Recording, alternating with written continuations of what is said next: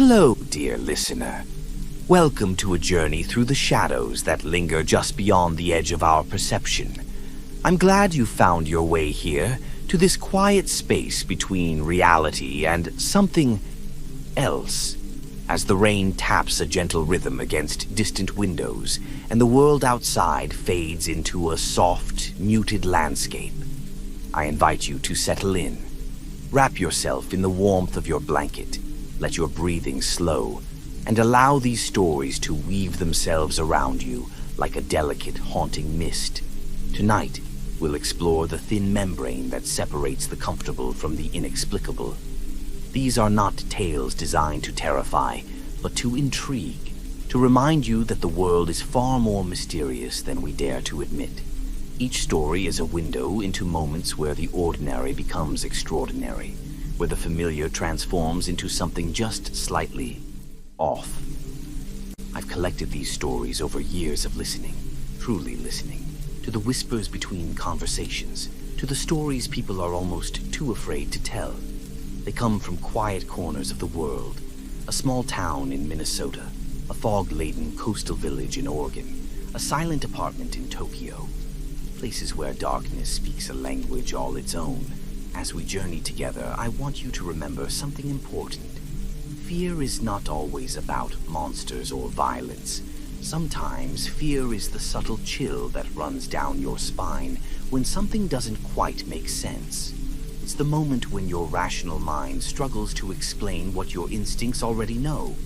Some of these stories are based on accounts shared with me.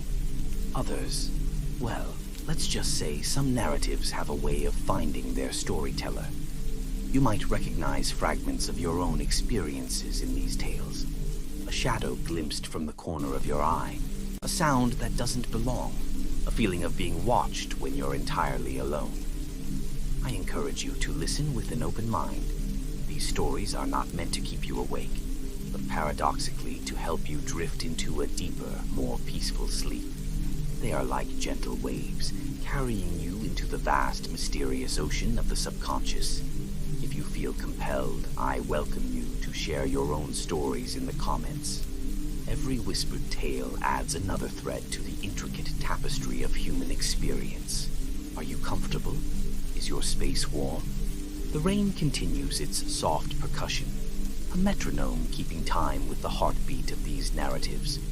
Close your eyes, breathe deeply, and let the first story begin. Story 1. It was a rainy Thursday evening when Mark settled into his small apartment, a steaming mug of tea in hand. The gentle hum of his phone charging on the counter filled the otherwise silent room. After a long day at work, he was looking forward to unwinding with his favorite podcast. The rain outside seemed to echo his mood, melancholy but comforting. As he picked up his phone, he noticed a missed call from an unknown number. Curious, he opened his voicemail app, expecting a wrong number or perhaps a scam. Instead, a chill ran down his spine as the message began to play. "Mark," the voice crackled, low and urgent. "Listen to me. You don't have much time. Tomorrow at exactly 3:17 p.m., don't answer the door." The voice sounded eerily familiar. Too familiar. It wasn't just any voice. It was his own. Mark replayed the message, leaning closer to the phone, hoping to detect a glitch or distortion that would explain what he'd just heard. But there was none. His own voice spoke back to him with perfect clarity. "What kind of prank is this?" he muttered, setting the phone down and trying to shake off the uneasy feeling creeping up his spine. By the next morning, the voicemail was all but forgotten. Mark busied himself with emails, meetings, and the dull rhythm of corporate life. It wasn't until 3:10 p.m. that the memory of the message came flooding back. The rain had picked up again, pounding against the office windows. His desk phone rang, startling him. It was Susan from HR, asking if he had submitted his timesheet. They chatted briefly, and as he hung up, his smartphone buzzed. A notification appeared on the screen. Unknown number calling. Mark stared at it, frozen. The words from the voicemail echoed in his mind. "Don't answer the door. The phone stopped ringing, but a knock on his office door followed almost immediately. "Mark, you in there?" a colleague's voice called. Mark exhaled, laughing nervously. Of course, it was just someone from work. He stood to open the door, but stopped halfway. Something about the knock didn't feel right. The rhythm was off, like someone unfamiliar with how humans should knock. He stood still, heart pounding. The knock came again, louder this time, more insistent. "Mark, it's me. Open up." It was his voice. Mark stumbled back, his mind racing. His first instinct was to call for help, but his hands trembled too much to dial. The knocking continued, accompanied now by the sound of his own voice, growing more urgent. "You have to let me in, Mark. It's not safe out here." He grabbed a paperweight from his desk, holding it defensively as he backed into a corner. The knocking stopped abruptly, leaving an oppressive silence in its wake. And then his phone buzzed, another voicemail notification. Mark stared at the screen, dread pooling in his stomach. Against his better judgment, he pressed play. "I told you not to answer the door," his voice said, calmer this time. "I was trying to warn you, but now it's too late." Before he could react, the door handle rattled, and the lights in the office flickered. The air grew cold, and the sound of rain faded into an eerie silence. When the lights stabilized, the door was ajar, but no one stood there. Mark stepped forward cautiously, peering into the empty hallway. His phone buzzed again. This time, the voicemail was from a number he recognized. His own. Story 2. It was a quiet afternoon in the city library, the kind of day when time seemed to stand still. Claire wandered between the shelves, her fingers grazing the spines of worn books. She wasn't looking for anything in particular, just something to pass the time while the rain poured outside. She stopped at a section marked Rare and Unusual Finds. Most of the books here were dusty and faded, forgotten relics of another era. One caught her eye, a thin, leather-bound book with no title on its spine. Intrigued, she pulled it from the shelf. The cover was embossed with an intricate symbol she didn't recognize, and when she opened it, the pages seemed to shimmer faintly, as if illuminated by an unseen light. The text was handwritten, neat and precise, but what made her heart skip a beat was what she read. It was today's date written at the top of the page.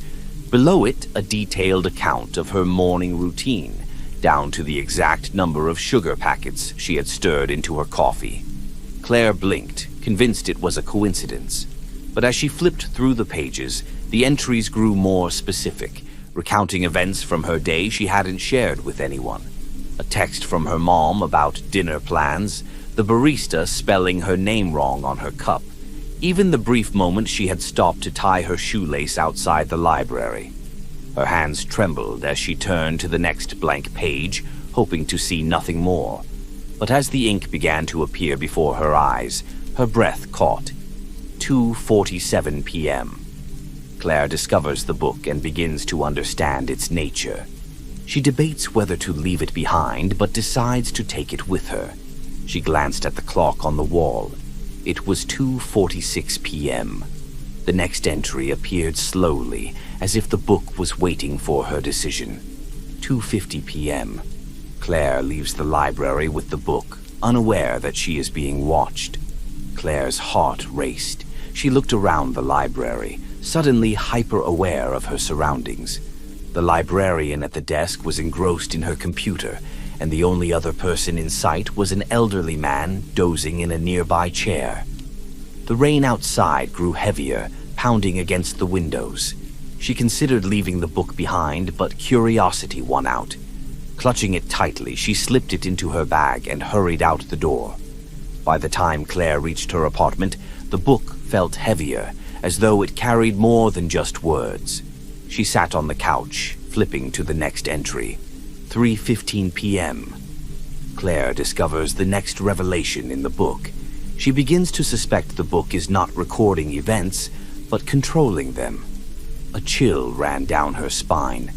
She tested the theory by writing a sentence in the margins. Claire makes a cup of tea.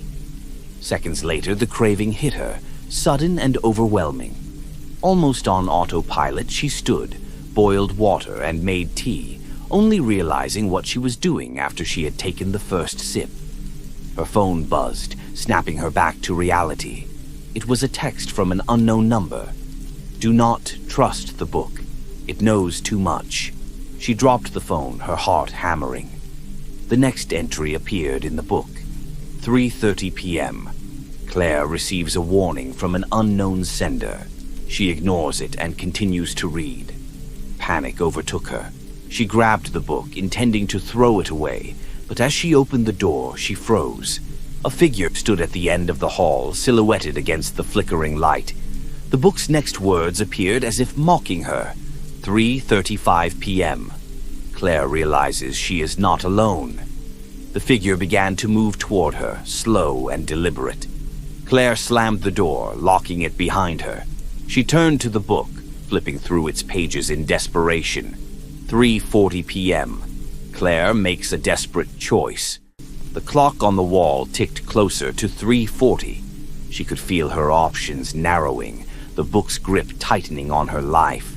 And as the pages began to fill faster, words spilling across them uncontrollably, she realized the final, horrifying truth. The book wasn't just documenting her life, it was rewriting it. Story 3. It was well past midnight when Sarah pulled into the parking lot of the roadside diner. The rain hadn't let up for hours, and her windshield wipers struggled to keep up. She was exhausted, her body heavy with fatigue after the long drive. The neon sign buzzed faintly, casting an inviting glow. Open 24 hours. Inside, the diner was nearly empty. A lone trucker sat hunched over his coffee at the counter, and a bored waitress leaned against the register, flipping through a magazine. Sarah chose a booth near the window, the sound of rain against the glass soothing her frayed nerves. "Coffee?" the waitress asked, barely looking up. Sarah nodded. "And maybe a sandwich. Whatever's quick." As the waitress shuffled off, Sarah took out her notebook, hoping to review her notes for the presentation that awaited her in the morning. She had barely opened it when she noticed movement in her peripheral vision. A man had entered the diner. He was tall, with a long coat that dripped water onto the floor. His face was shadowed beneath the brim of a wide hat, but something about his presence set Sarah on edge. The man didn't sit at the counter or in one of the empty booths. Instead, he walked directly to her table. "Mind if I join you?" he asked, his voice low and smooth. Startled, Sarah hesitated before shaking her head. No, go ahead." He slid into the seat across from her, removing his hat to reveal a pale, angular face and piercing blue eyes. Despite his polite smile, there was something unsettling about him. "You're traveling alone," he said, more as a statement than a question. Sarah frowned. "How did you know that?" He gestured to her notebook. "No luggage, no distractions. You're focused, determined. A business trip, I'd guess." She relaxed slightly. His observations weren't extraordinary, just sharp. "That's right. Heading to a conference." The waitress returned with her coffee and sandwich, eyeing the man warily before retreating to the counter. He didn't order anything, nor did he seem bothered by her disapproval. "Do you often talk to strangers in diners?" Sarah asked, trying to mask her unease. "Only when it's necessary," he replied cryptically. As the conversation continued, Sarah couldn't shake the feeling that the man knew more about her than he should. He mentioned the city she was heading to, the company she worked for, even the color of her car parked outside. "How do you know all this?" she finally demanded, her voice rising slightly. He leaned back, his smile fading. "You wouldn't believe me if I told you. Try me." The man sighed, glancing around the diner as if to ensure no one was listening. "Let's just say I've been watching you for a while, preparing in a way." "Preparing for what?" "For this moment." Sarah's hands trembled as she gripped her coffee mug. "I think I've had enough of this conversation." She stood to leave, but his voice stopped her cold. "You should stay." She turned, meeting his eyes. They were intense, unblinking. "Why?" "There's someone waiting for you outside," he said, his tone matter-of-fact. "If you leave now, you'll meet them. And trust me, you don't want that." Her heart raced. She glanced out the window, but the rain blurred everything into indistinct shapes. "What are you talking about?" "You've noticed the car that's been following you, haven't you?" Her blood ran cold. She had noticed a car tailing her earlier in the night, but she had chalked it up to paranoia. The man leaned forward, his voice dropping to a whisper. "They're still out there, waiting. They've been following you since the last gas station." Sarah's mind reeled. "How do you know this?" "I've been trying to protect you," he said, his expression softening. "I couldn't intervene until now." She didn't know whether to believe him or run. The waitress called out from the counter, breaking the tension. "Everything okay over there?" Sarah hesitated. The man didn't move, his gaze locked on hers. "Stay," he said again, almost pleading. The sound of tires screeching outside shattered the moment. Sarah rushed to the window just in time to see a dark car pulling out of the lot at high speed, its headlights disappearing into the rain. She turned back to the man, but the booth was empty. His hat and coat were gone, and there was no sign he had ever been there. The waitress walked over, frowning. "Who were you talking to?" she asked. Sarah stared at her, bewildered. "The man sitting here. He left just now." The waitress's face paled. "Honey, you've been sitting alone this whole time." Story 4. Samantha groaned as she stared at her overflowing inbox. Late nights and endless deadlines had become her routine ever since she took on the lead role in her company's biggest project yet. She rubbed her temples, promising herself that once she cleared a few more emails, she'd call it a night. Most of the emails were mundane, meeting updates, project timelines, and the occasional office gossip. But one subject line caught her attention. "I know what you did." Her first instinct was to delete it. It was probably spam. But something about the sender's email address froze her finger over the mouse. It was her own. Heart pounding, Samantha clicked on the email. The message was short and chilling. "You think no one noticed, but I did. Check the files." She stared at the screen, her pulse quickening. What files? She quickly scanned her desktop but found nothing unusual. Then, on a hunch, she opened the folder containing the project documents.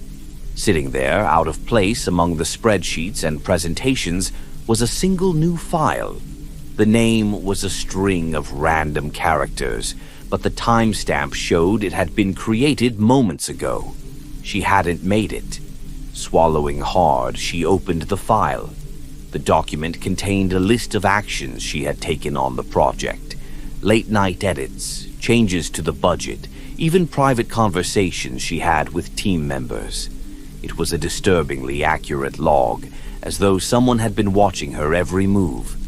But it got worse. Toward the bottom of the document, she found an entry she didn't recognize.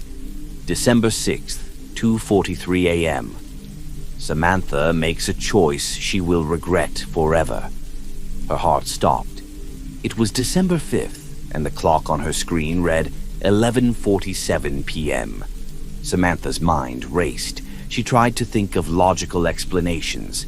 A prank, a virus. But who could have known all these details? And why would anyone go to such lengths to frighten her? Another email popped into her inbox. This time, the subject line read, "Stop digging." She opened it with trembling hands. "If you keep looking, you'll regret it. Some truths are better left undiscovered. Close the file. Walk away." She glanced at the clock again. It was 11:50 p.m. The cryptic entry in the document loomed in her mind. 2:43 a.m. Despite the warning, Samantha's curiosity overpowered her fear. She opened her browser and began searching for signs of hacking or recent cybersecurity breaches. She scoured forums, tech sites, and even the dark web, but nothing pointed to how someone could have planted the file or sent the emails. The deeper she dug, the more uneasy she became. At 2:30 a.m., she leaned back in her chair, exhausted but no closer to an answer. She checked her inbox one last time. A new email had arrived, this one with no subject line. The email contained a single attachment, a video file. Against her better judgment, Samantha clicked on it. The footage was grainy, but she immediately recognized her own office. The camera panned slowly across the room, pausing briefly on her empty desk. Then, as if controlled by an unseen hand, it turned to the window. Samantha's breath caught as she saw herself in the reflection. She was sitting at her desk, just as she was now, staring at her computer screen. But something was wrong. The version of her in the video wasn't alone. Behind her stood a figure, its features obscured by shadow. A creak echoed through the office. Samantha whipped around, but the room was empty. The sound came again, louder this time, as though someone was slowly stepping closer. She grabbed her phone, ready to call security, but her screen lit up with another notification. 2:43 a.m. You make the choice. Run or stay. The clock struck 2:43. Samantha bolted for the door. When she reached the lobby, the building was eerily silent. The security desk was unmanned, and the exit doors wouldn't budge. She pounded on the glass, screaming for help, but the only response was her phone buzzing again. The final email read, "You chose wrong. You always do." The lights flickered and a shadow passed behind her. Story 5. It had been a week since Jenna moved into her new apartment, and everything seemed perfect. Almost too perfect. The rent was suspiciously affordable for a place in the city, but she chalked it up to good timing. The ad had said the apartment came with a roommate, but when Jenna arrived, the landlord explained that the roommate worked odd hours and was rarely home.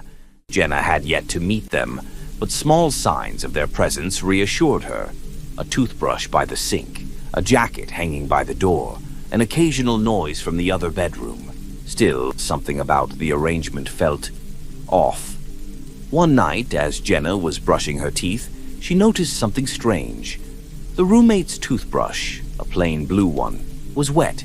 It was a small detail, but it struck her as odd, since she hadn't heard anyone come in or leave the apartment all day.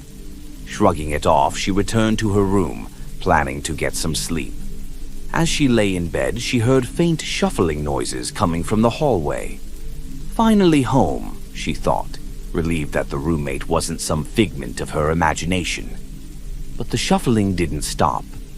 It continued, soft and slow, as though someone was pacing back and forth outside her door. "Hello," Jenna called out, her voice breaking the stillness. The shuffling stopped abruptly. She sat up, heart pounding. "Is someone there?" Silence. Jenna hesitated, then got up and opened the door. The hallway was empty, the apartment still. She peeked into the roommate's room, but the door was locked, as always. "Must be the pipes or something," she muttered, though her nerves were far from settled. The next morning, she decided to leave a note for her elusive roommate. She wrote a simple message on a sticky note. "Hi, just wanted to say hello. Hope to meet you soon. Jenna." She stuck it to the fridge and left for work. When she returned that evening, the note was gone. In its place was another sticky note, written in neat, unfamiliar handwriting. "Nice to meet you too, Jenna." A chill ran down her spine. That night, the noises started again, louder this time. Footsteps echoed through the apartment, moving from the hallway to the kitchen, then to the living room. Jenna locked her bedroom door, clutching her phone tightly. She opened her messaging app and texted her landlord. "Hey, just wondering. What's the deal with the roommate? I've been hearing noises at night, but I haven't met them yet." The response came quickly. "The roommate works nights. They're quiet, but let me know if it's an issue." Reassured, Jenna tried to convince herself she was overthinking things, but deep down she knew something didn't add up.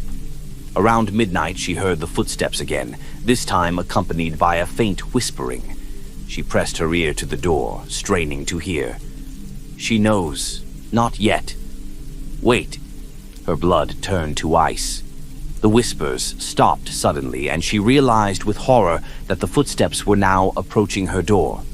Jenna grabbed her phone, dialing the landlord's number. The call went straight to voicemail. Panicking, she texted, "Something's wrong. I think someone's outside my door." A moment later, a reply came through. "Stay calm. There's no one else in the apartment." Her heart raced. She stared at the message, rereading it over and over. No one else in the apartment.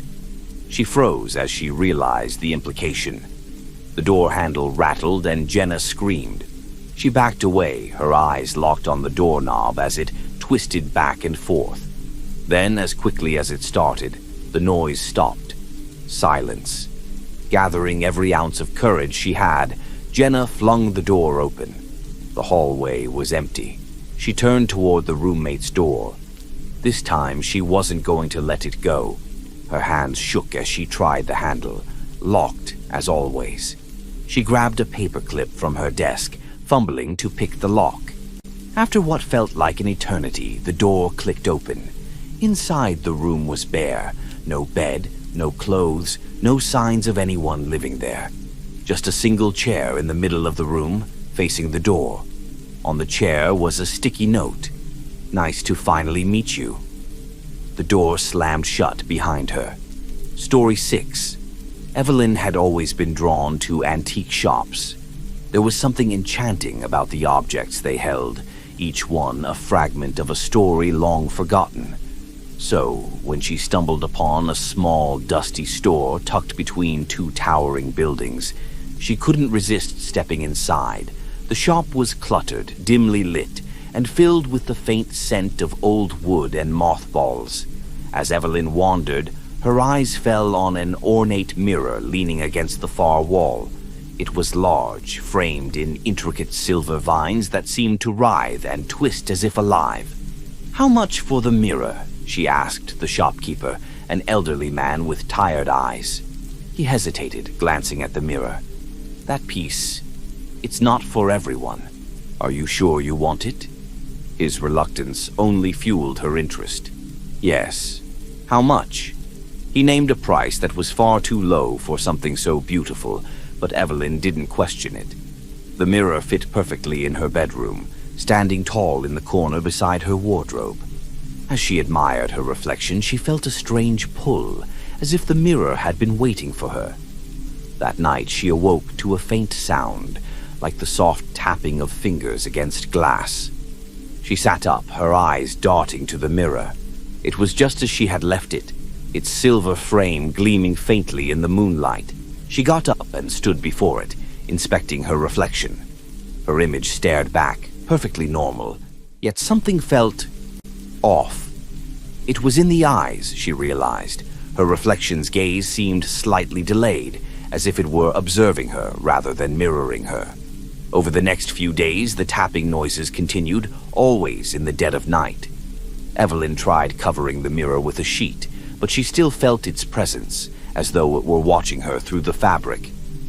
One morning, as she was brushing her hair, she noticed something that made her blood run cold. In the mirror, her reflection was smiling. She wasn't. She stumbled backward, the brush falling from her hand. The smile lingered for a moment before fading, her reflection returning to normal. Heart pounding, Evelyn convinced herself it was just her imagination. But as the days passed, the incidents grew stranger. Her reflection would linger for a second too long after she moved. Sometimes she caught glimpses of movement in the mirror when she was nowhere near it.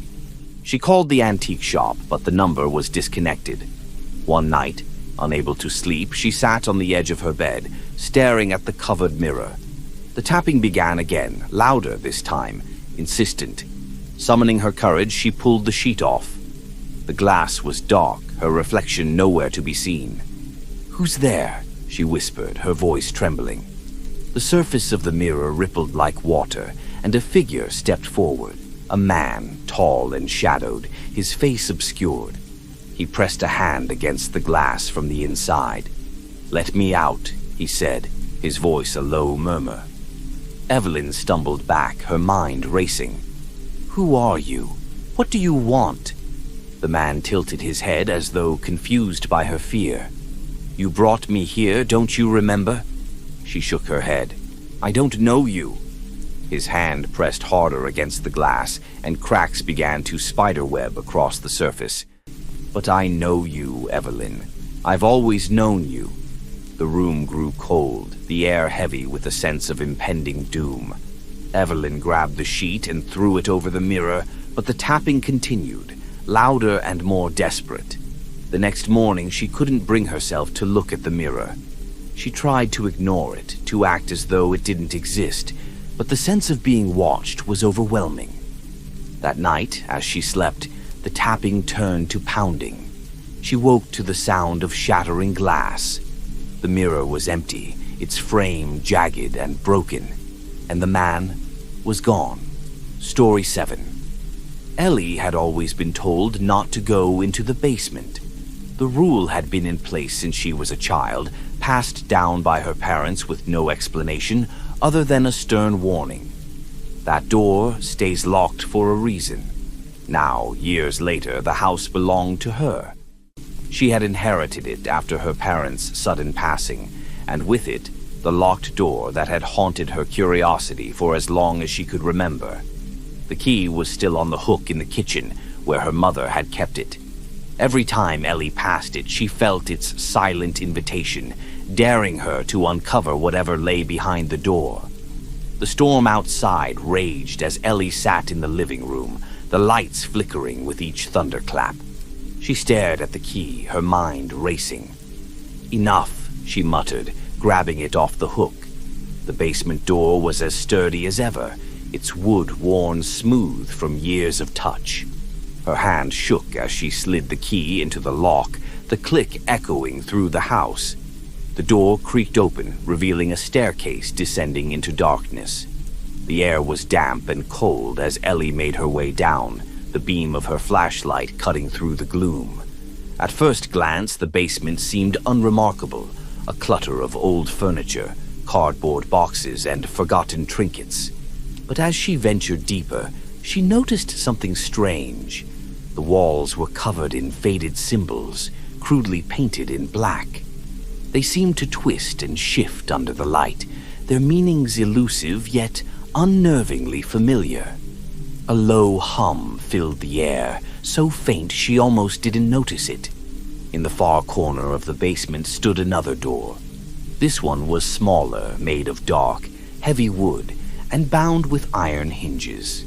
There was no handle, just a small keyhole at its center. Ellie's flashlight flickered as she approached, her footsteps echoing loudly in the confined space. She reached out, but before her fingers touched the wood, a voice echoed behind her. "Don't." She spun around, but the basement was empty. Her heart pounded as she turned back to the door.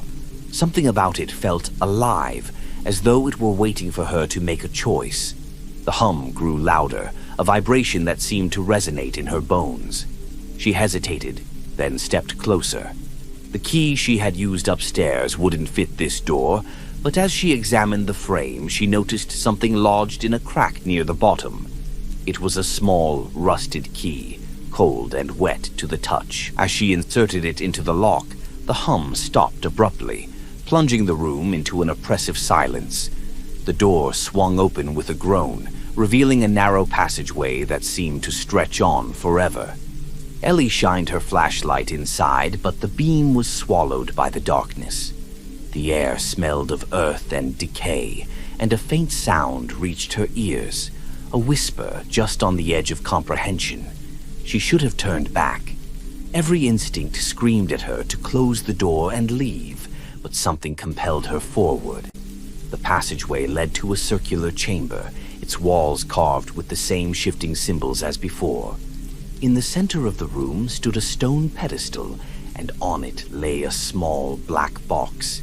Ellie's flashlight dimmed as she approached, the whispers growing louder, more insistent. "Open it." Her hands moved on their own, lifting the lid. Inside was a single object, a silver pendant, tarnished with age. The moment she touched it, the whispers stopped, and then the screaming began. The walls seemed to come alive, the symbols glowing with a sickly light. A shadow detached itself from the corner of the room, growing and twisting until it took on a vaguely human form. Ellie backed away, clutching the pendant. What are you?" The shadow didn't answer. Instead, it raised an arm, pointing toward her with an unnaturally long finger. "You were never meant to open the door," it said, its voice a guttural growl. "And now you've brought it back." The ground beneath her feet trembled, cracks spreading across the floor as the room began to collapse. Ellie turned and ran, the passageway stretching impossibly as the shadow pursued her. She burst into the basement, slamming the door behind her. But when she turned to lock it, the key was gone. The whispers returned, louder now, filling every corner of the house. The symbols began to appear on the walls, etched in black as though by an unseen hand. Ellie's phone buzzed. A single text message lit up the screen. "You should have left it alone." The lights in the house flickered, then went out. And in the darkness, Ellie heard the door creak open behind her. Story 8. Noah had always loved photography.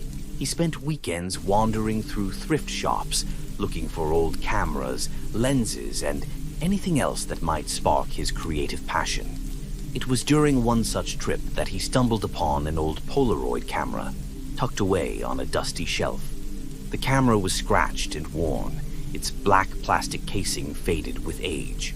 But when he picked it up, it felt right, like it had been waiting for him. "How much?" Noah asked the shopkeeper. The man squinted at the camera, then at Noah, as if sizing him up. $20. It still works, but it's got quirks." Noah laughed. "I like quirks." That evening, he took the camera to the park near his apartment. The late afternoon sun bathed everything in a golden glow, perfect for capturing on film. Noah snapped pictures of trees, birds, and a couple sitting on a bench. Each photo developed quickly, revealing crisp, nostalgic images. He was about to pack up when he noticed something odd. The picture of the couple on the bench showed only the bench. No couple. Noah frowned. He glanced at the real bench. The couple was still there, laughing and holding hands. He took another photo, but when the film developed, the bench was empty again. "Faulty film," he muttered, though unease crept into his thoughts. The camera's quirks became harder to ignore over the next few days. Every photo he took seemed to shift in subtle but unsettling ways. A street lamp would appear bent where it stood straight in real life. A shadow would stretch farther than it should. And then the changes became personal. Noah snapped a picture of himself in the mirror. When the photo developed, his reflection was staring at him, but the expression was different. While he had been smiling in the moment, the version of him in the photo looked solemn, almost angry. He tried to brush it off as an optical illusion, but the image left him rattled. One night, unable to sleep, Noah decided to take the camera out for another test. He stood by his apartment window and snapped a photo of the street below. When the picture developed, his stomach dropped. The street was empty except for a single figure standing directly beneath his window. The figure was cloaked in shadow, its face obscured. Noah looked outside, but the street was empty. He took another photo, his hands trembling. This time, the figure was closer, standing on the sidewalk directly in front of his building. A cold dread gripped Noah as he stared at the photo. He took another, and this time the figure was inside the lobby, staring up at his apartment window. His heart pounded. He set the camera down and ran to his front door, double-checking the locks. He grabbed his phone and tried calling a friend, but the line wouldn't connect. When he returned to the camera, a new photo was developing, though he hadn't taken another shot. It showed his apartment, his living room, specifically. The shadowy figure was standing behind his couch. Noah spun around, but the room was empty. He grabbed the camera and took a photo of the couch. When it developed, the figure was still there, but now it was facing him. The room grew colder and a faint sound filled the air, like the creak of old wood. He backed away, his breath shallow. The camera clicked again on its own. This time, the photo showed him. He was sitting on the floor, the shadowy figure standing over him, its hand on his shoulder. The lights flickered and Noah dropped the camera, scrambling to his feet. He rushed to the door, but it wouldn't budge. Behind him, the sound of film developing grew louder, as if the camera were spitting out photos in quick succession. He turned, and his heart stopped. The floor was littered with pictures, each one showing the figure closer and closer to him, until the last photo was just black. The lights went out, and in the darkness, Noah felt a cold hand rest on his shoulder. Story 9.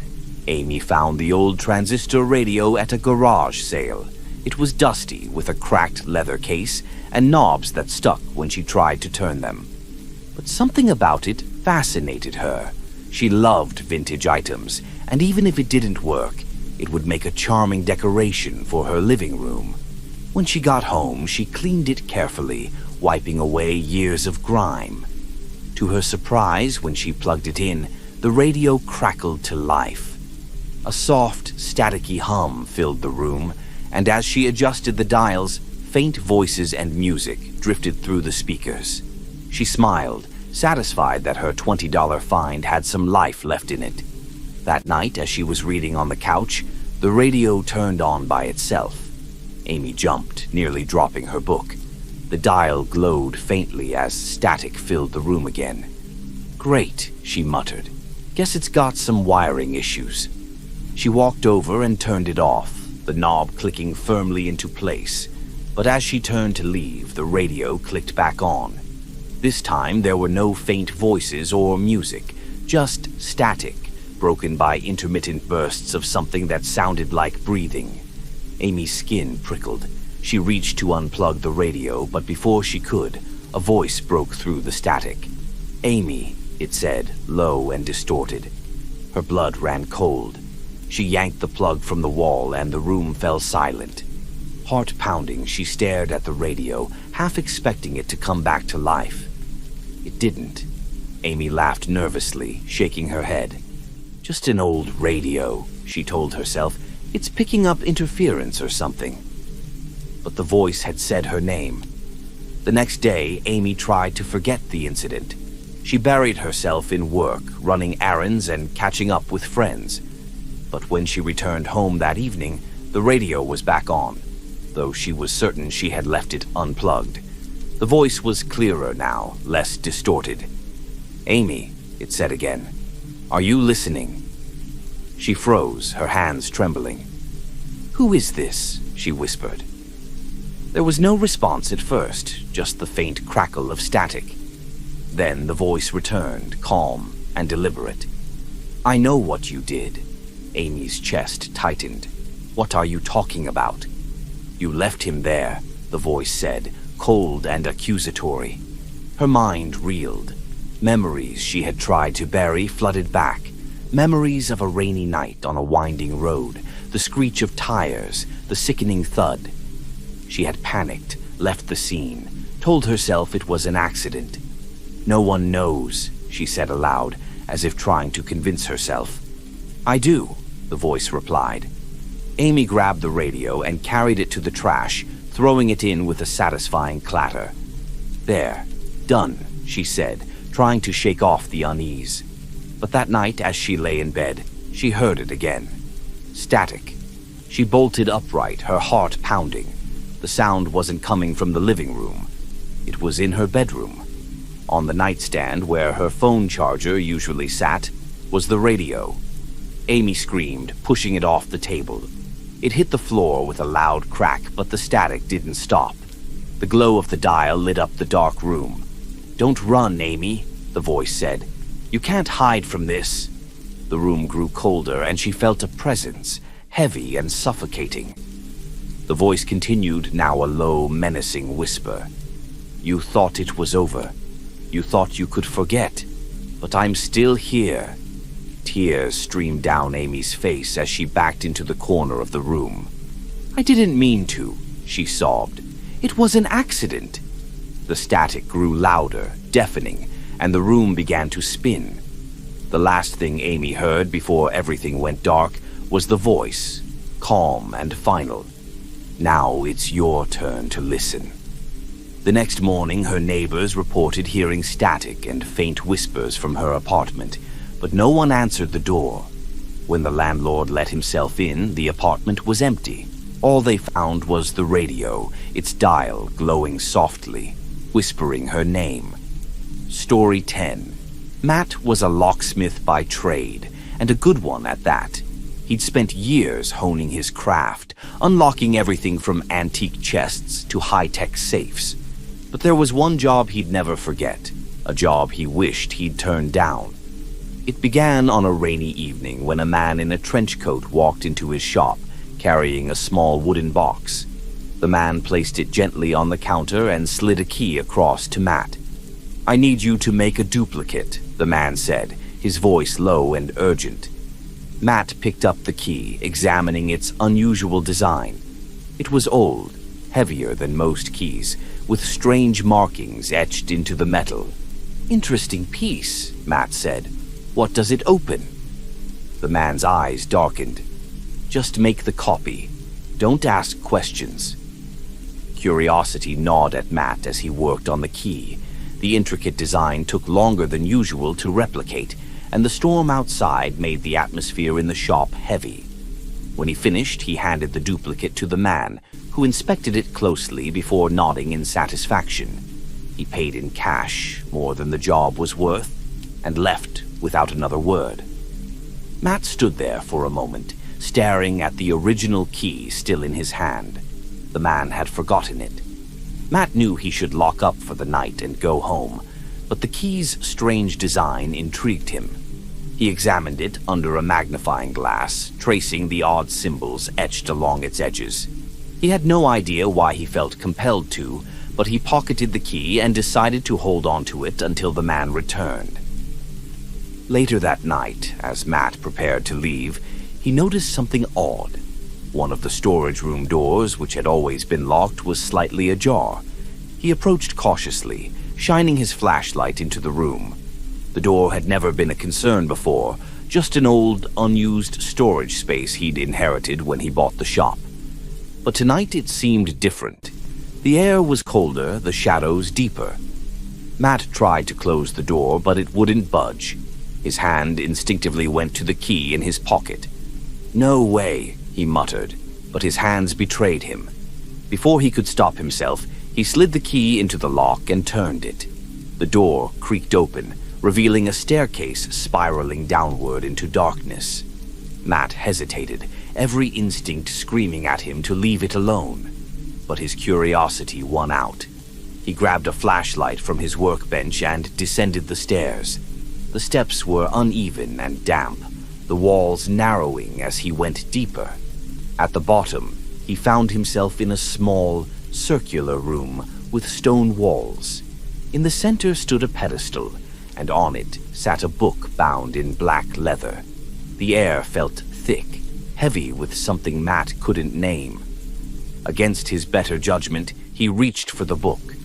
The moment his fingers touched the cover, the door at the top of the stairs slammed shut. The flashlight flickered, plunging the room into near darkness. Matt opened the book, its pages filled with writing he couldn't understand, symbols that seemed to writhe and shift under his gaze. A low, guttural sound echoed through the chamber, growing louder with each passing second. He slammed the book shut, but the noise didn't stop. Instead, it grew closer, resonating through the walls. Matt sprinted up the stairs, pounding on the door, but it wouldn't budge. The air around him grew colder, and he felt something brush against his shoulder. "Who's there?" he shouted, his voice trembling. The guttural sound turned into a whisper, low and mocking. "You shouldn't have opened it." Matt spun around, but the staircase was empty. The whisper came again, closer this time. "You can't leave now." In desperation, he pulled the key from his pocket and tried to unlock the door, but the key wouldn't fit. The walls began to tremble, and the whispers grew into a deafening chorus, voices overlapping in languages he couldn't understand. As the light from his flashlight dimmed, Matt turned to see a figure standing at the bottom of the stairs. It was tall and featureless, its outline shifting like smoke. The figure raised an arm, pointing directly at him. "Your turn," it said. The next morning, the shop was empty. The door to the storage room was locked tight, and Matt was nowhere to be found. The only thing left behind was the original key, sitting on the counter. Story 11. Lila was no stranger to late-night commutes. She often worked late shifts at the hospital, catching the last train home. The car was usually empty, the hum of the train and the rhythmic clatter of the tracks her only companions. But tonight felt different. When Lila boarded, she noticed someone sitting at the far end of the car, a man in a dark suit, his head tilted downward as though he were asleep. She hesitated, then chose a seat near the middle, far enough to feel safe but close enough to satisfy her curiosity. The train jolted forward and Lila settled in, pulling out her book. She tried to focus on the words, but her attention kept drifting to the man. He hadn't moved since she'd boarded, not even to shift with the swaying of the train. As they approached the next station, Lila expected him to get off. But when the doors opened, he stayed put, his stillness almost unnatural. The train resumed its journey, and Lila couldn't shake the feeling that she was being watched. She glanced toward the man and froze. He was no longer looking down. His head was turned slightly in her direction, though his face was obscured by the dim light. His posture remained rigid, his hands resting on his knees. Lila's heart quickened. She forced herself to look away, gripping her book tightly. When she dared to glance back, he had moved closer. It didn't make sense. She hadn't heard him get up, hadn't felt the weight of his steps. But now he was sitting just a few rows away, his face still hidden in shadow. "Is everything okay?" she called out, trying to keep her voice steady. The man didn't respond. She reached for her phone, her hands trembling, and glanced at the reflection in the train's window. The seat where the man should have been was empty. Lila's breath caught. She turned sharply, but he was still there, closer now. His face was pale, almost translucent, and his eyes were wide and unblinking. "Who are you?" she demanded, her voice shaking. The man tilted his head as if considering her question. When he finally spoke, his voice was soft, almost melodic. "You don't belong here." "What are you talking about?" Lila said, inching toward the emergency intercom. "You weren't supposed to get on this train," he said, his lips barely moving. The lights flickered and the train seemed to pick up speed. Outside, the cityscape blurred into darkness, the usual stations nowhere in sight. "What's happening?" Lila shouted, her fear boiling over. The man stood, impossibly tall now, his movements fluid and unnatural. "You need to leave before it finds you," he said, his voice echoing strangely. "Before what finds me?" He pointed toward the end of the car where the door leading to the next compartment stood ajar. "It's already here." Lila's body felt heavy, her legs refusing to move. A low growl filled the car, growing louder with each passing second. She turned toward the open door and saw a shape in the shadows, something large, its limbs contorting as it crawled toward her. She looked back at the man, but he was gone, his seat empty as though he had never been there. The growling grew louder, closer, and the lights flickered violently. Lila forced herself to move, stumbling toward the emergency intercom. When she pressed it, the only response was static. The creature emerged into the light, its form shifting and grotesque. Its eyes locked onto her, and its mouth opened in a silent scream. Lila ran, throwing herself through the open door and into the next car. The lights here were dimmer, the air colder. She turned to shut the door behind her, but The creature was already there, its shadow stretching impossibly long across the floor. "Help!" she screamed, but the car was empty. Her phone buzzed in her pocket. She pulled it out, desperate, and saw a single message. "Wake up!" The train screeched to a halt, and Lila jolted awake, her heart racing. She was sitting in the station, the morning sun streaming through the windows. Commuters bustled around her, oblivious to her panic. The train doors opened, and Lila stumbled out, her legs weak. As she turned back, she caught a glimpse of the man in the reflection of the window, his eyes unblinking as he mouthed two words: "Not yet." Story 12. The first time Emma and Jake saw the house, it was while driving through the countryside on a weekend getaway. Nestled at the end of a long dirt road, it was a classic Victorian with a wraparound porch and ivy creeping up its weathered walls. "That's it," Jake said, slowing the car. "That's the house I want when we retire." Emma laughed. "It's gorgeous, but it looks like it might fall apart any second." Jake shrugged. "It's got charm." They didn't stop, but something about the house lingered in Emma's mind. It wasn't just the house itself, it was the way it seemed to watch them as they drove by. The second time they saw the house was months later, in an entirely different town. They were apartment hunting, trying to find something closer to Jake's new job. As the realtor showed them around a cozy duplex, Emma froze when she looked out the window. There it was, at the end of the street, the same Victorian house, down to the ivy-covered walls and the creaking porch swing, swaying in the breeze. "That can't be right," she murmured. "What is it?" Jake asked. "That house. It's the same one we saw on the drive back in June." Jake frowned, peering out the window. "That's impossible. Houses don't just move." Emma didn't respond, but the unease in her stomach told her otherwise. The house appeared again and again. At first it was subtle, glimpsed from a highway exit, perched on a distant hill. But the sightings grew closer, more frequent. One morning Emma woke up and opened the curtains to find it directly across the street from their current apartment. "That's it," she said, dragging Jake to the window. "Tell me you see it." Jake's face went pale. "It's just a coincidence," he muttered, though his voice lacked conviction. But Emma wasn't convinced. The house was the same in every detail, down to the ivy patterns and the chipped paint on the shutters. The final straw came when they moved into their new home, a quaint little bungalow on a quiet cul-de-sac. After a long day of unpacking, Emma stepped outside for some fresh air. The street was lined with neat rows of houses, all modern and unassuming, except for one. At the far end of the street, the Victorian house loomed, its dark windows staring back at her like empty eyes. Emma ran inside. "It's here, Jake. It's followed us." Jake sighed, rubbing his temples. "This is getting ridiculous, Emma. It's just an old house. Maybe it's a common design." "No," she said firmly. "It's the same house. It's always the same." That night, Emma dreamed of the house. She was standing on its porch, her hand reaching for the door. It creaked open before she touched it, revealing a dark hallway lined with portraits.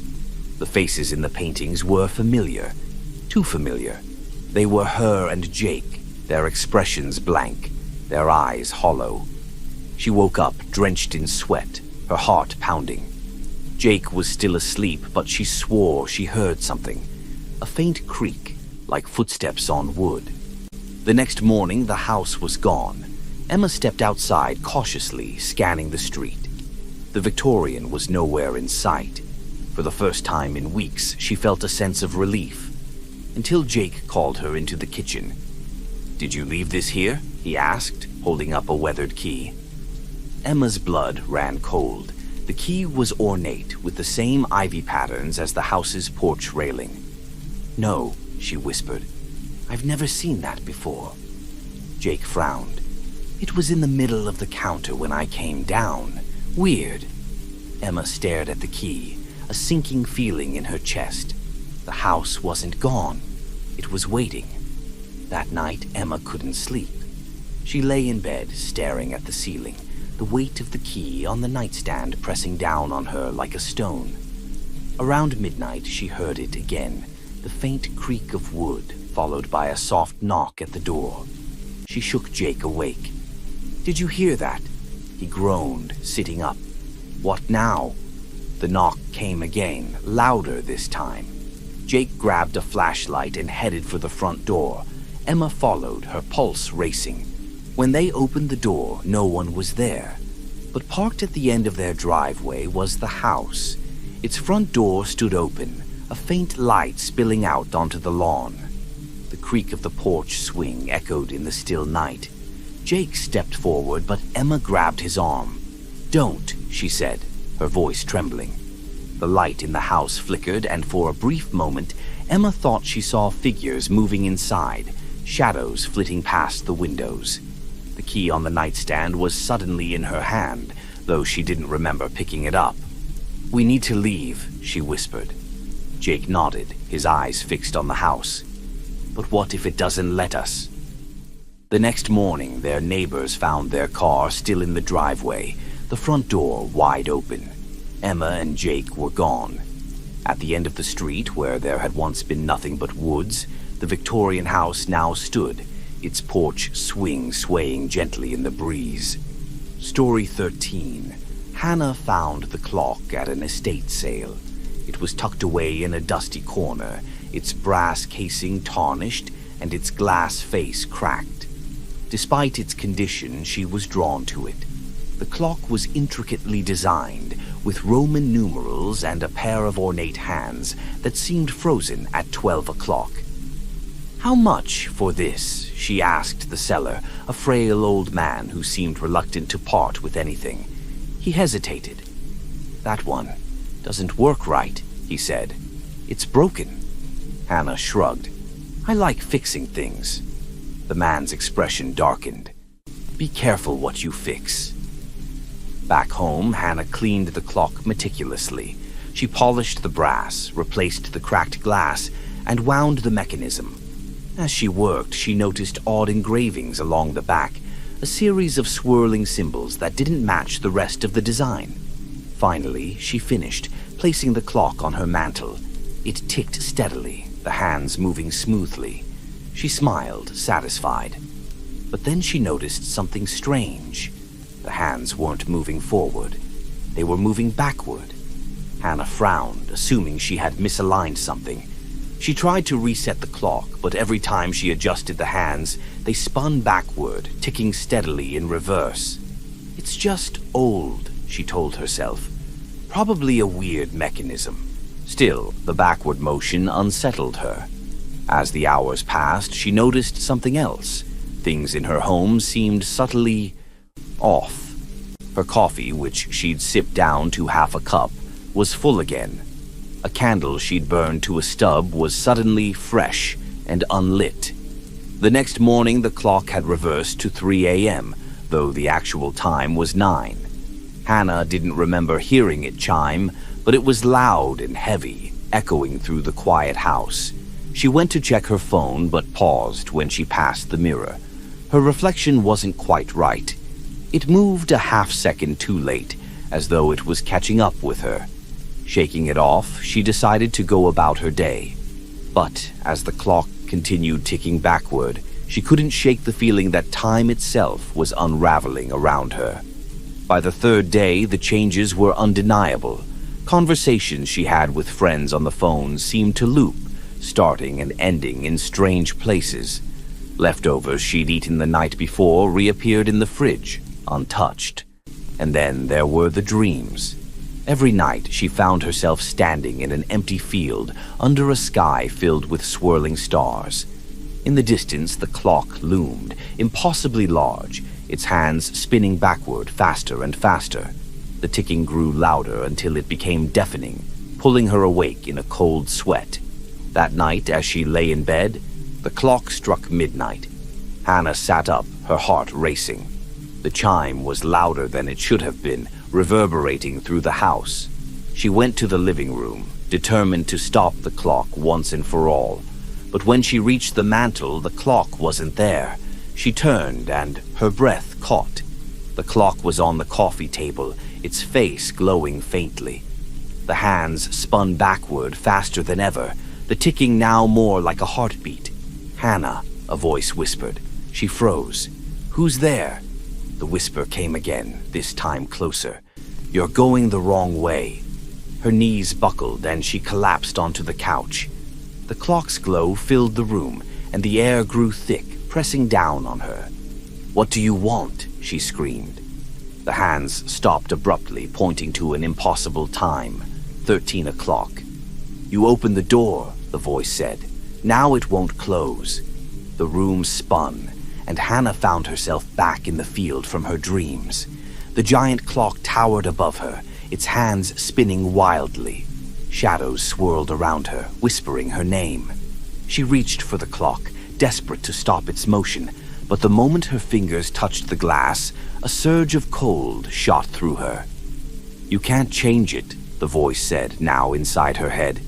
"You can only go back." Hannah woke up to sunlight streaming through her window. Everything seemed normal. Her house, her phone, the time on her microwave. Except for one thing. The clock on her mantel was gone, and in its place was a small photograph of a young girl standing in a field. The girl looked just like her. Story 14. Mia found the candle in a quaint little shop while visiting a seaside town. It was displayed on a shelf filled with other handmade goods, but this one stood out. The wax was a deep, smoky gray, and the scent was intoxicating. A blend of lavender and something she couldn't quite place. Its wick was long, unburned, as though waiting for her. The tag attached to it read, "Eternal flame, never extinguish." "That's a bit dramatic," Mia muttered, but she bought it anyway.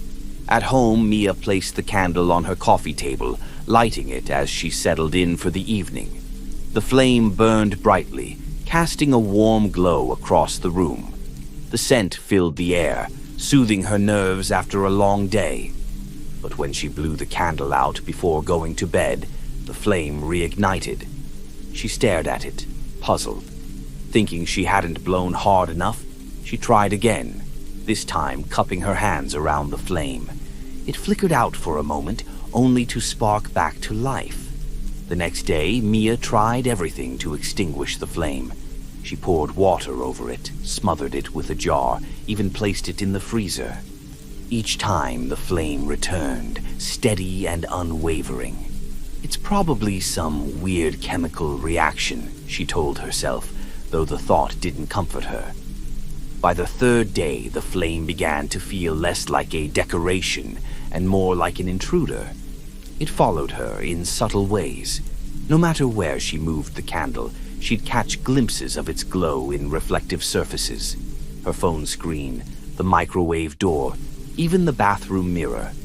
At night, the flame cast shadows on the walls that didn't belong to her furniture. One shadow looked like a figure standing in the corner, motionless but undeniably human. When she turned on the lights, the shadow vanished, but the unease lingered. She considered throwing the candle away, but hesitated. The thought of abandoning it filled her with a strange sense of dread, as though the flame wouldn't take kindly to being discarded. One evening, after days of restless sleep, Mia woke to the scent of burning wax. She bolted upright, her heart pounding. The candle was on her nightstand. She hadn't brought it there. The flame burned higher than usual, its light flickering erratically. For a moment, Mia thought she saw something in the fire, a face distorted and flickering like the flame itself. "You shouldn't have lit me," a voice whispered. Mia gasped, backing away. "Who's there?" The flame flared and the voice came again, louder. "You invited me in." Desperate, Mia grabbed the candle and rushed outside. She threw it into the trash bin at the curb, slamming the lid shut. When she returned to her apartment, the air felt lighter. For the first time in days, she began to relax, thinking she had finally rid herself of the cursed object. But as she turned to go back to bed, she froze. The candle was back on the coffee table, its flame burning brighter than ever. "You can't get rid of me," the voice said, its tone cold and mocking. "You started this, and now you'll finish it." Mia's vision blurred and the room spun around her. She collapsed onto the floor, the scent of burning wax filling her lungs. When she woke, the candle was gone, but the flame wasn't.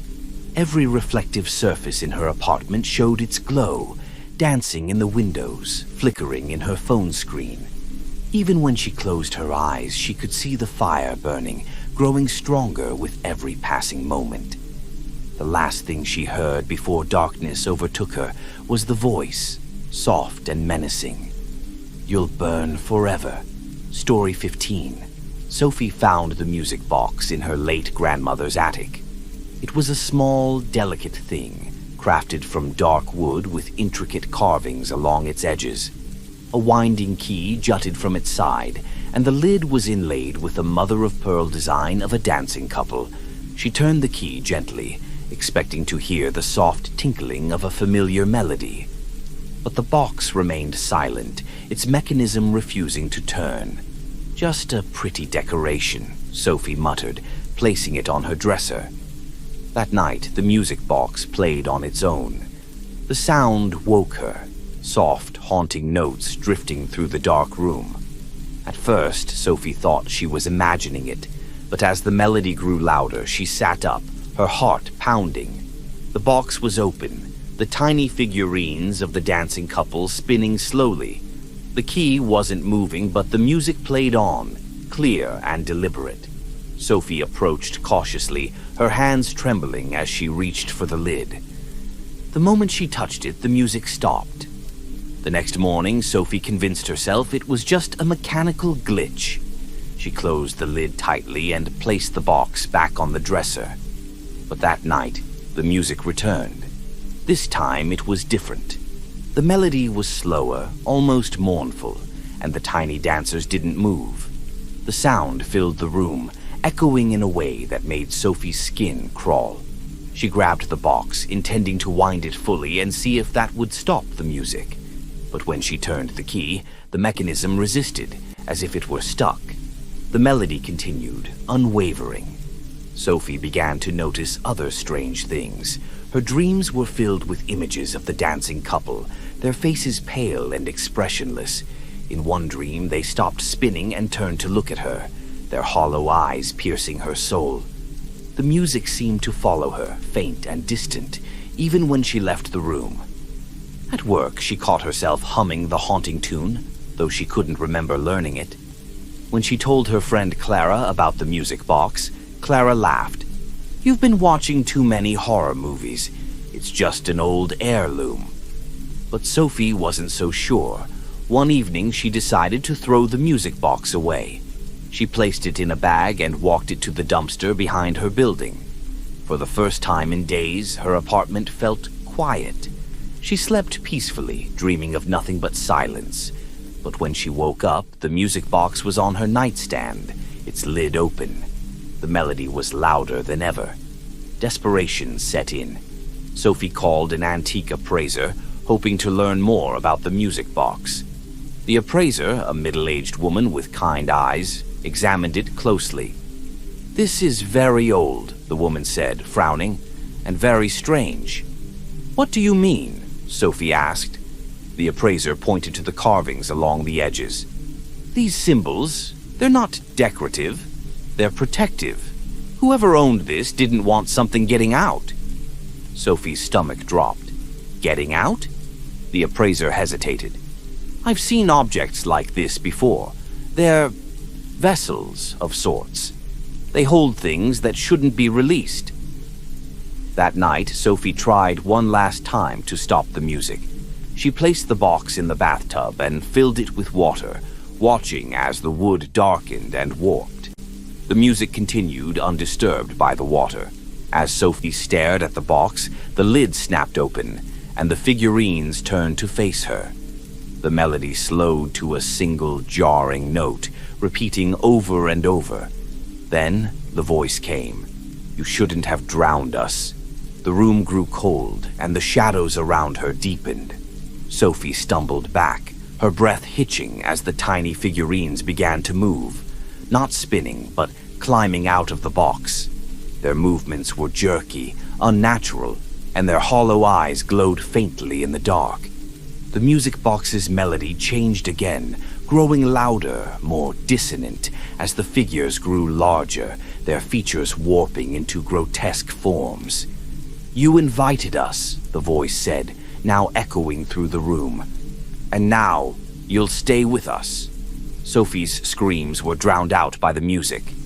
The next morning, her apartment was silent. The music box sat on the dresser, its lid closed. When Clara came by to check on her, she found the box but no sign of Sophie. The only sound was a faint melody playing softly in the background, accompanied by the distant sound of laughter. Story 16. Daniel hated mirrors. It wasn't because of vanity or superstition. It was a gut feeling he couldn't shake. Growing up, he'd always avoided his reflection, especially at night. Something about the way it lingered, the way it felt almost too alive, unnerved him. But his new apartment came with an antique mirror, its frame ornate with curling bronze vines. It hung in the hallway, unavoidable as he moved between rooms. Daniel tried not to look at it, but the mirror had a way of catching his attention. One evening, after unpacking boxes, Daniel caught a glimpse of himself in the mirror. He stopped, his eyes narrowing. His reflection looked wrong. The differences were subtle at first. His reflection's posture seemed slightly off, its gaze more intense. When he raised his hand to scratch his head, the reflection's movement was just a fraction of a second, too slow. Shaking off the unease, Daniel turned away. "Just tired," he muttered. But as he walked down the hall, he felt the weight of eyes on his back. The next few days were uneventful, but Daniel couldn't shake the feeling that something was watching him. He started catching glimpses of movement in the mirror, shadows flitting behind his reflection, shapes he couldn't explain. One night, as he brushed his teeth, he glanced up and froze. His reflection wasn't brushing its teeth. It was staring at him, unblinking. Daniel stumbled back, his toothbrush clattering into the sink. When he looked again, his reflection mimicked him perfectly, as if nothing had happened. "You're imagining things," he told himself, though his voice wavered. He avoided the mirror after that, draping a sheet over it. But the feeling of being watched only grew stronger. At night he heard faint whispers, like the rustling of leaves, coming from the hallway. One evening, the sheet slipped off the mirror. Daniel froze when he saw it. The reflection was still covered. Heart pounding, Daniel grabbed the sheet and threw it back over the mirror. He turned to leave, but stopped when he heard a faint tapping sound. He looked back. The reflection wasn't mimicking him. It was tapping on the inside of the glass, as though trying to get his attention. "Let me out," it whispered. Daniel backed away, his chest tightening. "This isn't real. I'm losing it." The tapping grew louder, more insistent. "Let me out, Daniel." The next morning, Daniel called his landlord, demanding an explanation. "That mirror's been here as long as I can remember," the landlord said. "Belonged to the original owner. I'll send someone to take it out if it's bothering you." But when the movers arrived, the mirror wouldn't budge. "It's like it's part of the wall," one of them said, baffled. "We can't even lift it." Daniel felt his stomach drop. That night, the whispers became louder, filling the apartment. Daniel sat in his bedroom, clutching his phone, debating whether to call someone for help. When he glanced toward the doorway, his blood ran cold. The mirror was leaning against the wall in his room. He hadn't moved it. The reflection wasn't his. The figure in the mirror stepped closer, pressing its hands against the glass. Its face was Daniel's, but twisted, its eyes dark and empty. "You can't ignore me," it said, its voice echoing in Daniel's mind. "You've been looking at me your whole life." The glass rippled like water as the figure pushed harder. cracks spiderwebbed across the surface, and Daniel felt a sharp pain in his chest, as though his very being was tied to the mirror. "No," he whispered, shaking his head. "Yes," the reflection hissed. The cracks deepened, and Daniel felt himself being pulled toward the mirror. He clawed at the floor, desperate to escape, but the force was too strong. The last thing he saw before the glass shattered was his own face staring back at him, not in fear, but in triumph. When the police arrived the next day, they found the apartment empty. The mirror lay in pieces, its frame untouched, and in the shards of glass they swore they saw Daniel's reflection staring back, a faint smile on his face. Story 17. The door had always been there. It was old, worn, and painted a deep, faded red that stood out against the neutral walls of the house. At first glance, it seemed like any other door, but Grace had never seen it open. Not once in the 6 months she'd lived there. It didn't lead to a closet or another room. In fact, there was no logical place it could lead. She'd knocked on it once, half-jokingly, and received only the hollow sound of emptiness in return. Her landlord had shrugged when she asked about it. Probably sealed up during renovations years ago. Just ignore it. But the door didn't like to be ignored. The first time it opened was during a storm. Grace was lying in bed, half asleep, when she heard the soft creak of hinges. Her eyes snapped open.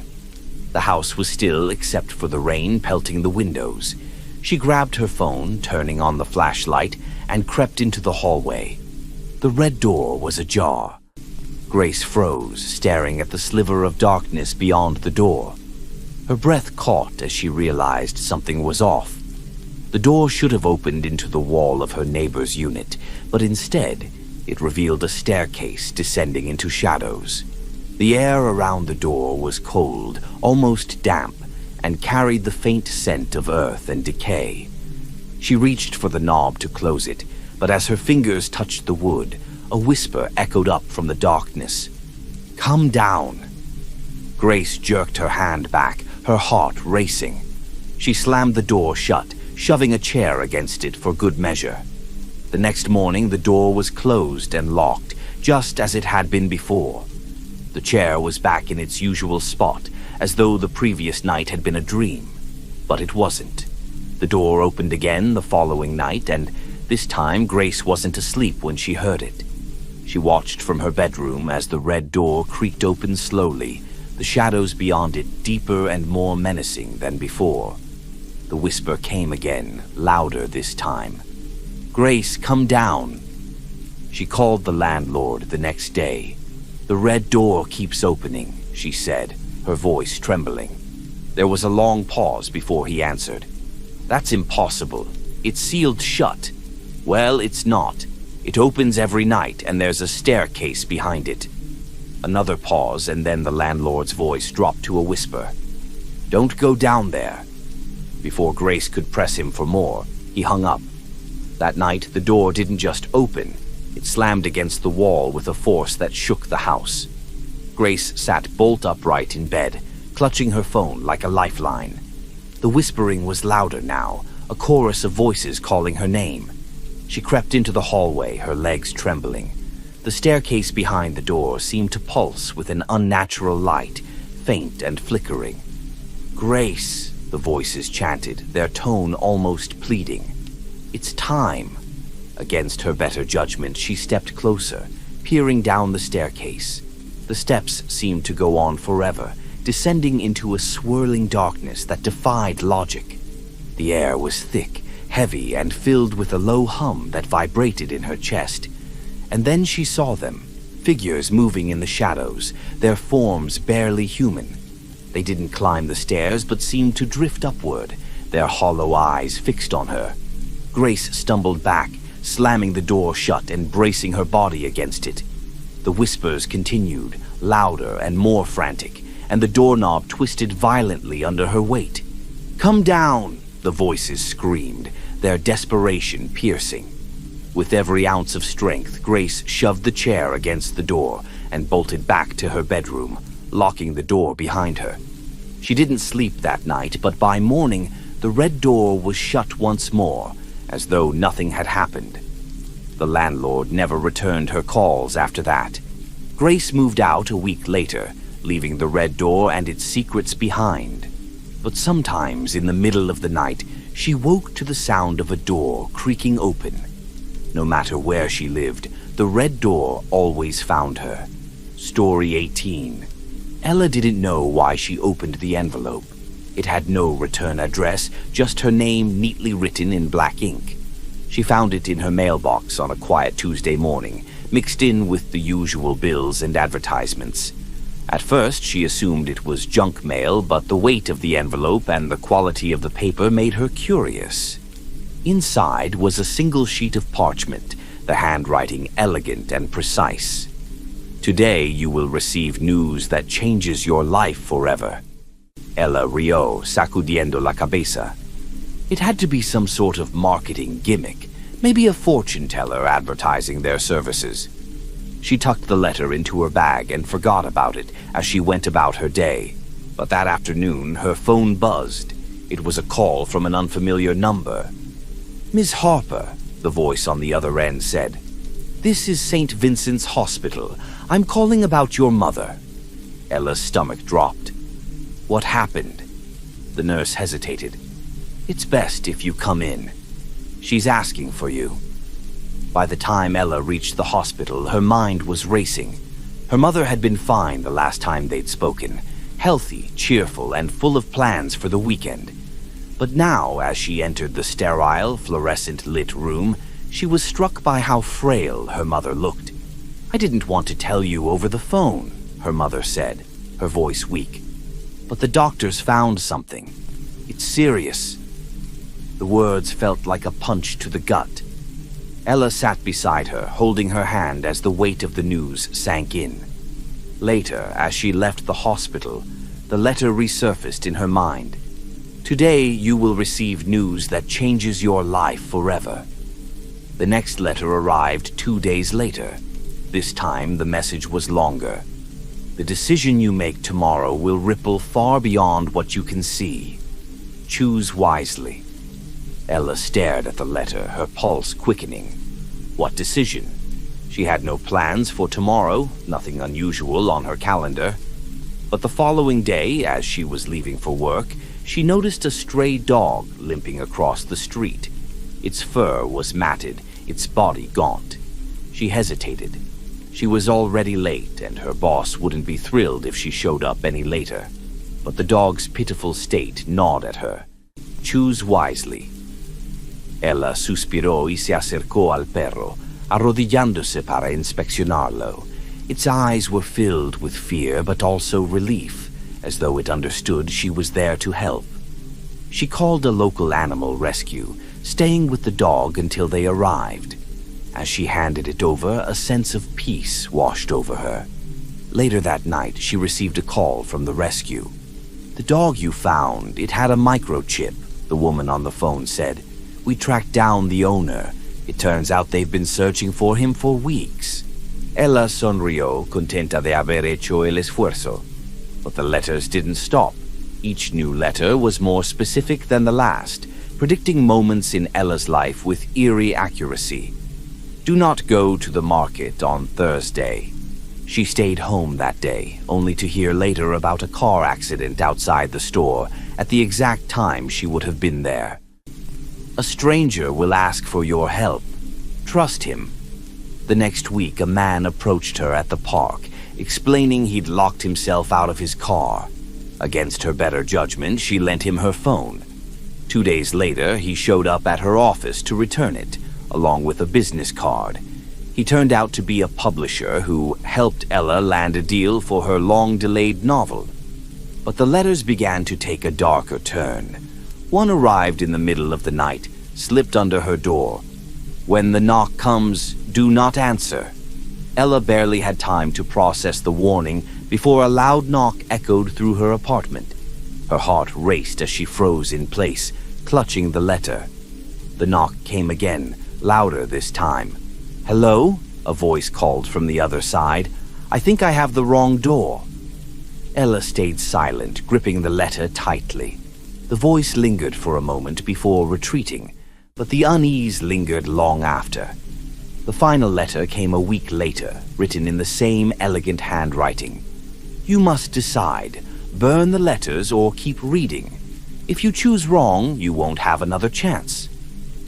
Ella stared at the pile of letters on her desk, each one a testament to their inexplicable power.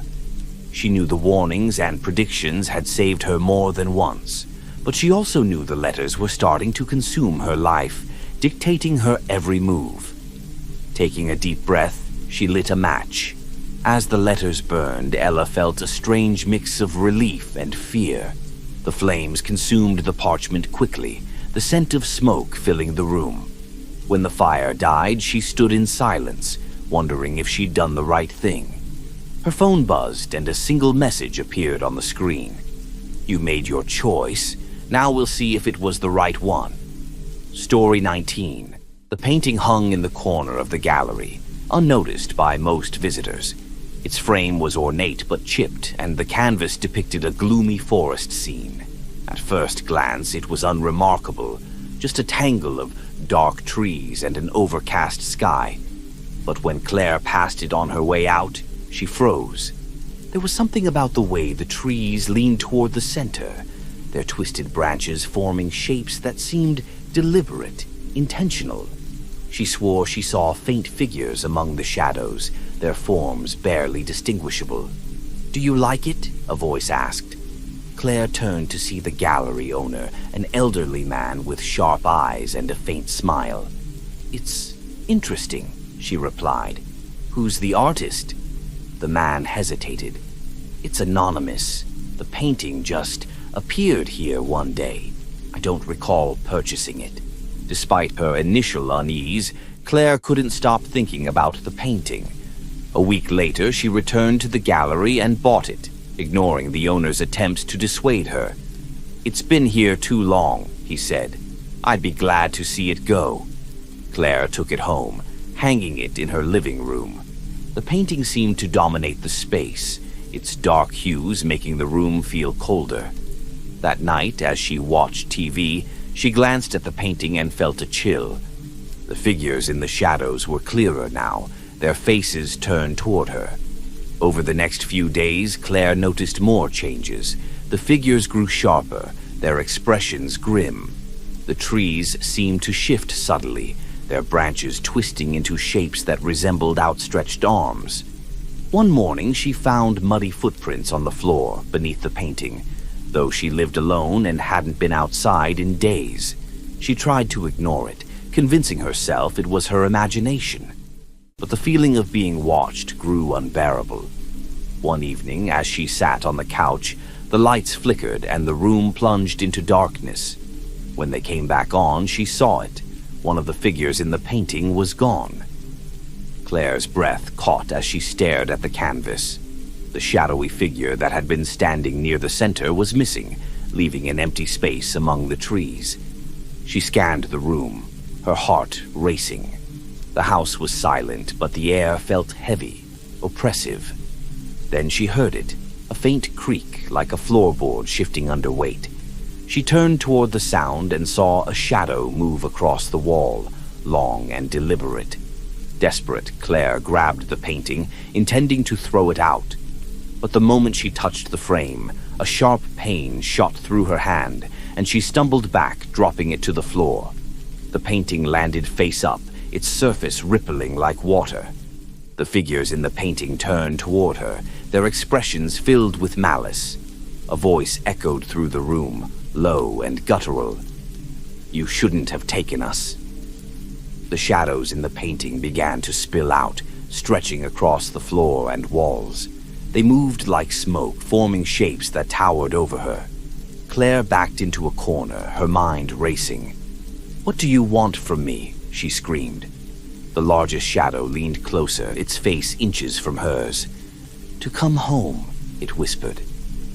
The next morning, Claire's friends found her house empty. The painting was gone, and in its place was a blank canvas, the edges still wet with black paint. The gallery owner swore he never sold the painting and insisted he hadn't seen Claire in weeks. But if you walk into the gallery now, you'll find a new painting hanging in the corner. A scene of a living room with a single figure standing in the shadows, watching. Story 20. Elliot's new apartment came with a view, one he hadn't noticed during the initial walkthrough. At first glance, the window seemed normal.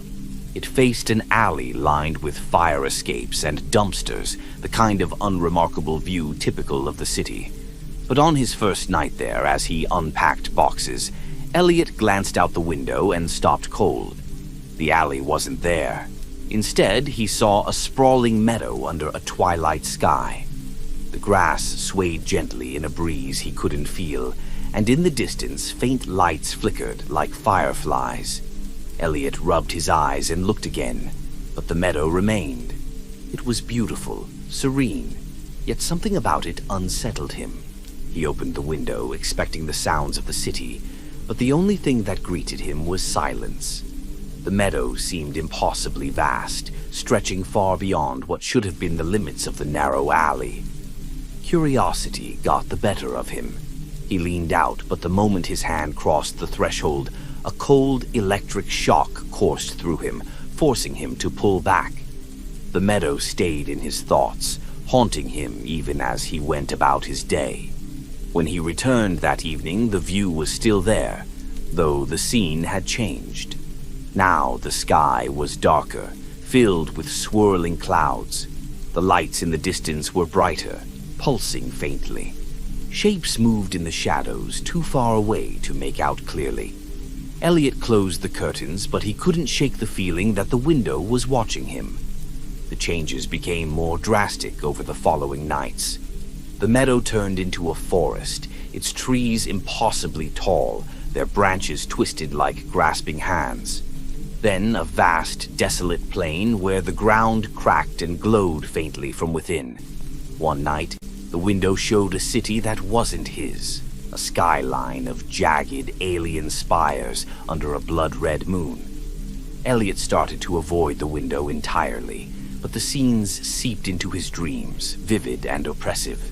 He'd wake drenched in sweat. The image of strange, towering figures burned into his mind. The first time he saw someone looking back at him, it was barely a glimpse. A figure standing among the trees in the forest, its head tilted as though studying him. The next night, the figure was closer, standing in the middle of the plain. It was tall, impossibly thin, and its eyes glowed faintly in the dim light. "Who are you?" Elliot whispered, his voice trembling. The figure tilted its head further, then raised a hand, pointing directly at him. Panicking, Elliot pulled the curtains shut, his heart racing. He considered leaving the apartment, but something held him back. A strange, inexplicable pull that made it feel impossible to leave the window behind. The next morning, he noticed something new. The view outside his front door had changed. Instead of the hallway, it showed the meadow. Elliot slammed the door shut, panic rising in his chest. He checked the window, but it now showed the alley as it had on the day he moved in. "What's happening?" he whispered, his voice shaking. That night, the window's view shifted again. This time, it showed his apartment, as though the window had turned into a mirror. He saw himself sitting on the couch, but something was wrong. The version of him in the window wasn't moving. The reflection stood abruptly, its movements jerky and unnatural. It turned to face the real Elliot, its eyes hollow and dark. "You opened it," the reflection said, its voice cold and distorted. "I didn't open anything," Elliot shouted, stepping back. The reflection stepped closer to the glass. "You looked. That's all it takes." The glass rippled like water as the reflection reached out. Elliot stumbled back, grabbing a chair and throwing it at the window. The glass shattered, but instead of breaking, it dissolved into black mist. The apartment plunged into darkness, and Elliot felt the air shift around him. A voice echoed from all sides, low and commanding. "You're ours now." When the landlord entered the apartment the next day, it was empty. The window was gone, replaced by a blank wall. No one ever saw Elliot again, but some nights when the moon is high, People passing by the building swear they hear whispers.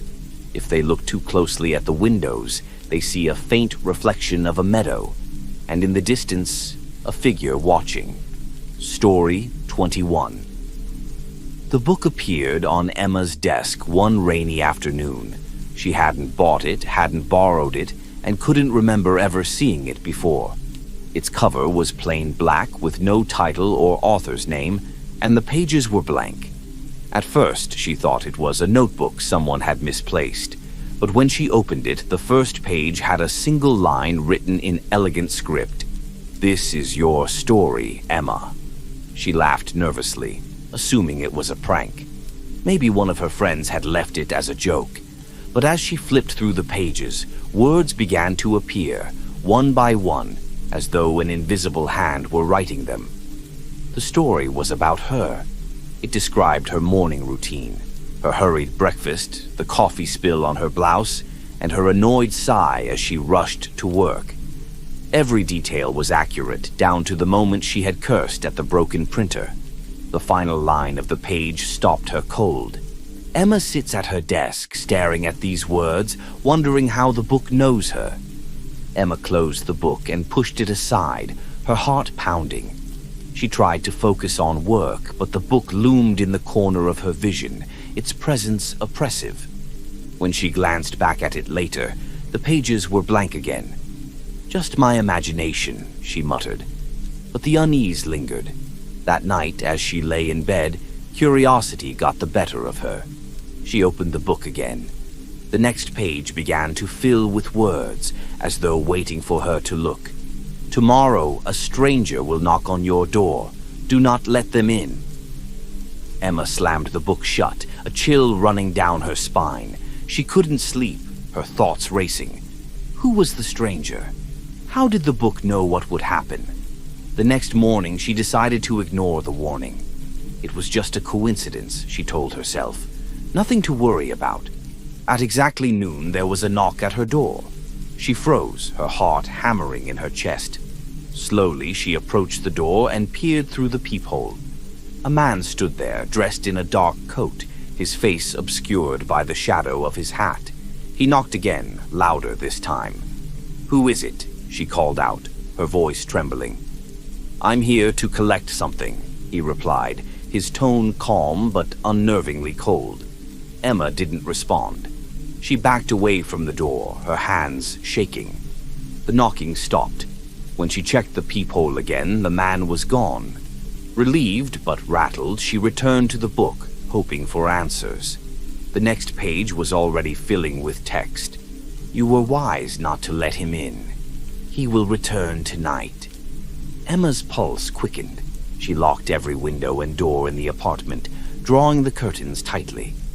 As night fell, the silence in her home grew heavy, oppressive. At exactly midnight, the knocking returned. This time it was louder, more forceful. The man's voice carried through the door. "You can't keep it from me, Emma. I'll find a way in." Terrified, she opened the book, desperate for guidance. The text on the page was different now, written in jagged, frantic strokes. "Do not open the door. Whatever you do, do not open the door." The knocking turned to pounding, and the man's voice grew more insistent. "You don't understand what you've taken. Give it back." Emma clutched the book to her chest, her mind racing. "What do you want from me?" she screamed. The pounding stopped. For a moment, there was silence. Then the voice replied, soft and menacing. "It's not what I want. It's what the book wants." The book grew hot in her hands, its cover glowing faintly. The pages began to turn on their own, the words rearranging themselves into a single phrase. "Let him in." Emma hesitated, sweat beading on her forehead. The pounding resumed, more violent than before, as though the door might break at any moment. The book's words changed again. "It's the only way to end this." With trembling hands, she unlocked the door. The man stepped inside, his eyes dark and hollow. He didn't speak, but reached for the book, his long fingers closing around it. As soon as he touched it, the book burst into flames, its pages consumed in an instant. The man turned to Emma, his expression unreadable. "You shouldn't have read it," he said softly. Before she could respond, he vanished, leaving behind only the faint smell of burning paper. The next day, Emma's desk was empty, and no one could recall her ever working there. The book, however, appeared in a new home, its pages blank, waiting for its next reader. Story 22. The first time Alan saw the lights, he was driving home late at night on a winding, deserted road. The only sound was the steady hum of his car engine, the only light the occasional flicker of his headlights reflecting off the wet asphalt. Then, in his rearview mirror, he saw them, two glowing orbs, faint but distinct, floating just above the road. At first, he thought they were headlights from another car, but as he slowed to let the vehicle pass, the orbs didn't move closer. They hovered in place, swaying slightly, like lanterns caught in a breeze. Alan blinked, and they were gone. The encounter stayed with him, an oddity he couldn't explain. But by the next night, he had almost convinced himself it was a trick of his tired mind. That changed when the lights returned. This time, they appeared outside his window as he worked late at his desk. He glanced up from his computer, drawn by a faint glow beyond the glass. Two orbs hovered just beyond the tree line, their light cold and unnatural. Alan stepped closer to the window, his breath fogging the glass. The orbs didn't move, but he felt them watching him, their presence heavy and oppressive. When he reached to turn off his desk lamp, they vanished. Over the next few days, the lights began to appear everywhere, in his rearview mirror as he drove to work, reflected in shop windows as he walked down crowded streets, floating above his neighbors' houses late at night. They never approached him directly, but they were always there, just out of reach, watching, waiting. Alan tried to ignore them, but the constant presence gnawed at him. He avoided his usual routes, stayed late at work, and even considered leaving town altogether. But no matter where he went, the lights followed. One evening, Alan decided he'd had enough. Armed with a flashlight and a shaky resolve, he ventured into the woods where he'd first seen the lights. The air was cold and still, the silence broken only by the crunch of leaves beneath his boots. "Who's there?" he called, his voice trembling. The lights appeared almost immediately, brighter and closer than ever. They hovered just beyond the beam of his flashlight, their glow pulsating faintly. "What do you want from me?" Alan shouted. The lights didn't respond, but the air around him grew colder, and a low hum filled his ears. Suddenly, the lights moved, circling him in slow, deliberate patterns. Alan's flashlight flickered, the beam sputtering as the hum grew louder. He felt a presence, something vast and incomprehensible, pressing against his mind. Images flashed before his eyes, scenes he didn't recognize but felt were important. A crumbling tower, a field of stars, a shadowy figure reaching toward him. The lights stopped abruptly, their glow intensifying. For the first time, Alan heard a voice, faint and echoing as if carried from another world. "Come with us." Alan stumbled back, his heart racing. "No, I don't even know what you are." The lights dimmed slightly, their glow softening. The voice came again, more insistent. "You've already chosen. There's no going back." Before Alan could respond, the lights surged forward, enveloping him in cold, blinding light. He felt weightless, the ground disappearing beneath his feet as the hum grew deafening. And then, everything went dark. When Alan woke, he was lying in his bed. The morning sun streamed through the window, and for a moment he thought it had all been a dream. But as he sat up, he noticed the faint glow of the lights in the corner of the room, barely visible in the daylight. They hadn't left. They never would. Take a moment to breathe, my friend. The air feels heavier now, doesn't it? The stories we've explored have a way of lingering, weaving themselves into the shadows of our minds. But don't worry. You're safe here. The rain continues to fall, washing away the tension. cleansing the world outside while we sit together, suspended in this quiet space of imagination. Do you feel it? The steady rhythm of the raindrops against the window, the faint whisper of the wind as it threads through the trees. It's as though the night itself has leaned closer, listening to these tales as intently as you are. The unknown is closer than we think, always brushing against the edges of our reality. Every story we've told tonight is a thread in a larger tapestry, a glimpse into the strange, the uncanny, and the unexplained.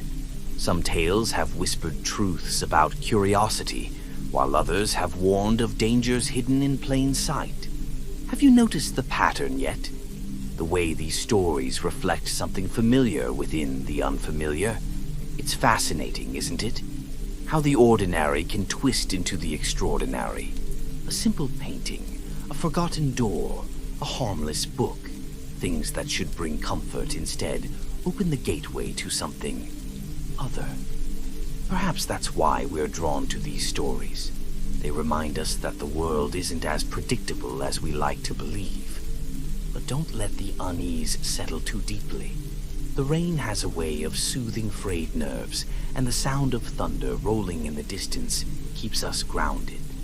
Let yourself relax, knowing that the mysteries we're exploring tonight are here to thrill you, not harm you. You may feel the urge to look over your shoulder, to check the shadows in the corners of your room. That's normal. It's the effect of the unknown, the way it nudges at the edges of your comfort. But remember, it's only a story. Nothing more, nothing less. Or is it? How many times have you dismissed a fleeting shadow, a faint sound in the night, as nothing? How many moments have passed where you were sure you were alone, only to second-guess yourself later? These stories linger because they echo those quiet doubts we all have, those moments we try to forget. And yet, there's beauty in the fear, isn't there?